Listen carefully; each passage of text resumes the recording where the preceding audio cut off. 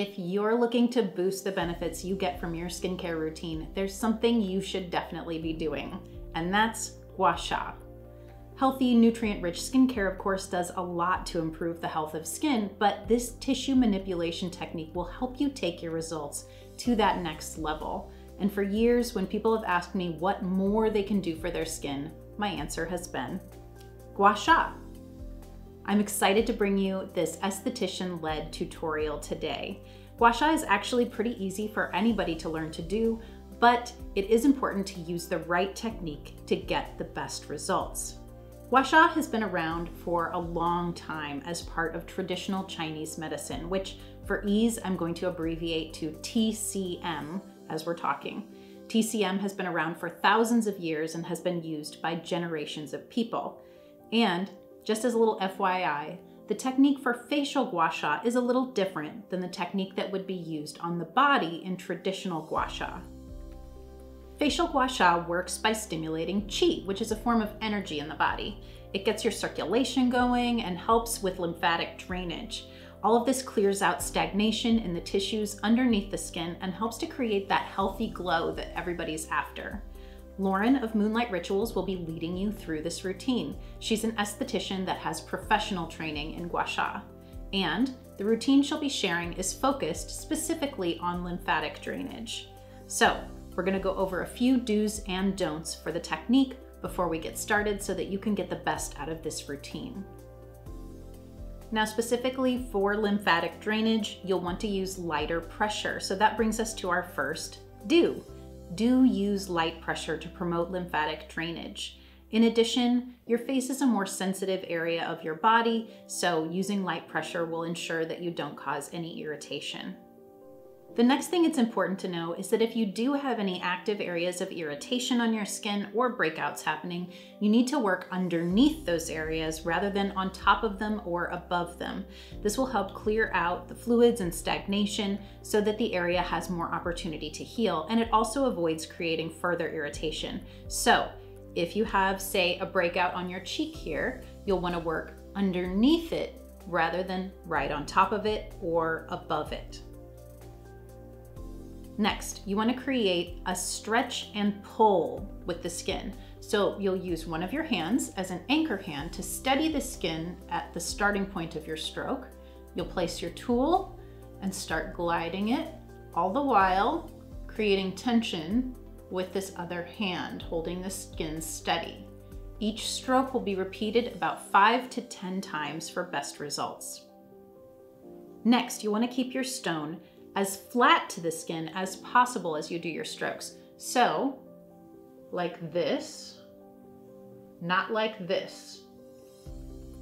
As you stroke outward and get to the end of the face, you can do a little wiggle out here at the hairline because there are lymph nodes all along the side of your face and down into your neck, and that little wiggle will sort of help wake them up.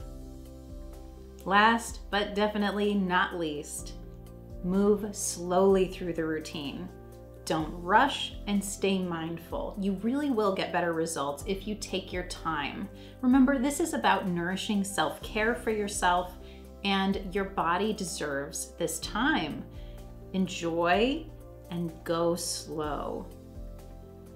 I'm gonna let Lauren take over next, and she'll teach you all the details that you need to know to be able to do Gua Sha for yourself. There are different types of ways to do facial Gua Sha. Sometimes people use a medium pressure, and this affects your connective tissue. Sometimes people do a lot of lifting strokes. This helps with sagging skin and muscle memory. If you press too hard, you will not achieve lymphatic drainage or promote it at all because it smashes the lymph vessels. This is why we really emphasize doing a lighter pressure throughout this routine. You may also notice your cheeks are a little bit flushed at the end of your routine. This is a good thing. It means we got the blood moving and we've energized the skin. A little bit of pink is okay. What we don't want to see is bright red. The products used in the routine today were from Blisoma Holistic Skin. The toner I used is Serene. It's great for sensitive skin, but all skin types can benefit from it. I used the Blisoma oils, Restore, and Flawless.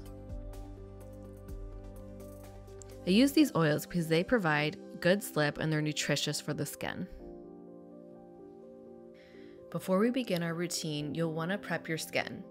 Use a toner, essence, or some type of water-based product to make your skin damp. When you're done with that, pat it in and then apply your face oil. You don't want to apply too much oil and have a slippery mess, but you also don't want to do it on completely dry skin. Typically 1 pump of oil will work, sometimes you might need 2. Go ahead and apply the oil on top of your toner, and that seals in the hydration. This also provides a glide to the skin. Any good face massage routine will start on the neck. This is because we want to clear things out and get things moving. Then we'll work our way up the face. If you're short on time, you can always just do the neck and it would still be beneficial. Let's start with the back of the neck first. Move up the back of the neck and hit those lymph nodes at the base of the skull. Remember, lighter pressure and give a little wiggle to those lymph nodes along the base of the skull. Some people like to start by doing upward strokes all along the neck to get blood and qi moving. That's totally fine. For this routine, we are going to move down the neck once we get to the sides. This is for the purpose of lymphatic drainage. When you get to the front of the neck, near the throat, you will change directions again and move upward, using feather-light pressure while doing so. After the neck, we'll move to the chin. We'll do downward strokes on the chin and give a little wiggle underneath the chin. Then we'll do little wiggles underneath the jawline, moving towards your ear.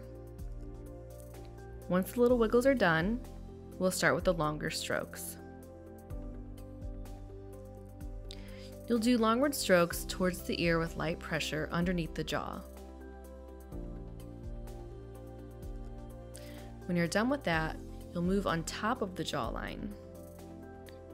Hold the skin taut with your anchor hand and pull towards the ear. Remember, don't push, just gently pull.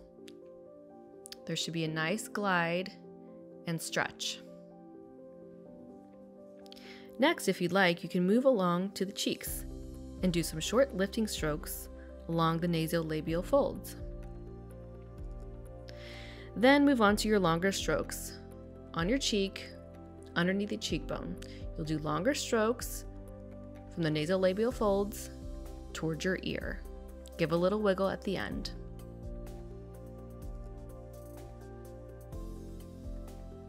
At this point, you'll move on top of the cheekbone, and it might be easier to turn the stone to use the little curve to glide along the top of the cheekbone. For underneath the eyes, we're going to use that feather-light pressure again, the same as we used on the top of the throat. Really use an anchor hand here because we don't want to be stretching the skin too much.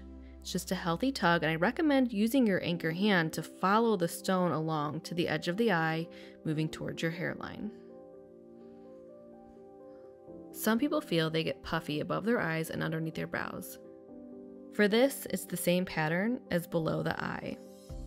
You'll follow along the brow, use your anchor hand to create a little stretch, and glide the stone into the hairline. A lot of people hold tension right at the brow line or right in between their brows. You can use the stone on the curved edge and press into the skin.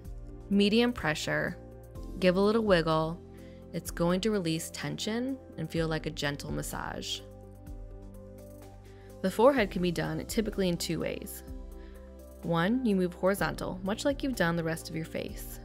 Since the forehead is somewhat taut already, you actually don't have to worry about an anchor hand here. Move the stone to the temples towards the hairline.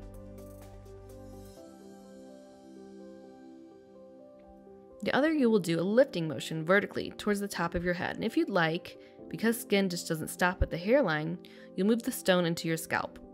Give a little wiggle, and then we'll move back down the neck when you're finished. We will finish with some light downward strokes. For this, I do recommend moving down the neck, regardless of the way you started. Consider it the final act of pushing everything out towards the lymph nodes that sit at the base of your collarbone and neck. This is the area we want everything to be pushed to, sort of like taking out the trash. Moving the stone horizontally underneath the collarbone towards your underarms is optional. You could do this in the beginning of your routine or to end it. Thanks for joining me today. I hope you enjoyed learning this simple at-home Gua Sha routine. If you like this video, subscribe for more natural beauty education content.